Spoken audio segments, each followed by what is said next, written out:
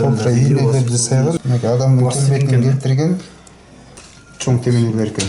Суға дем салып, ошол суға салып тұрған иğнелерин чыгарыш керек болот. Алла шифа берсин. Айылдын алгы эмесине заманда. Врачтар диагноз кое албаган оорулар, рак, адамдын запоего кирип кетүүсү, үй бүлөлөрдүн ажырашы, кээ бир үй бүлө бузулуп, күйөөсү барып өзүнөн улуу аялдагы үйлөнүп алышын бардыгы мынакей сыры ушунда камтылган.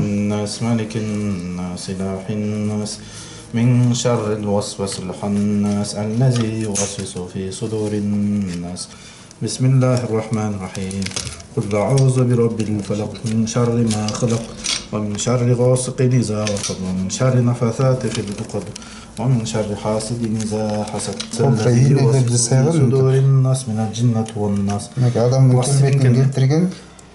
Adamın kelbetini keltirip turup demek bu kuklaga bir adamdın bir nersesini baylagan.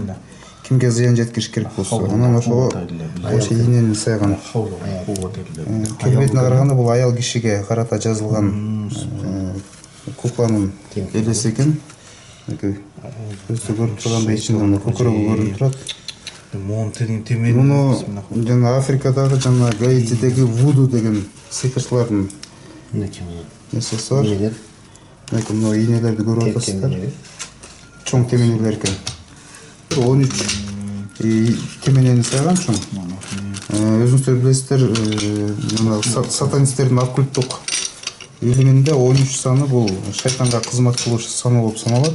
Ошондуктан кимиңердин үй бүлөңүздөрдө, туугандарыңызда түшүнүк соор менен өлүп калгандар болсо, же собсон үй бүлөлөр бузулуп калган, кээ бирлер жөн жоктуруп эле алкаш болуп кетип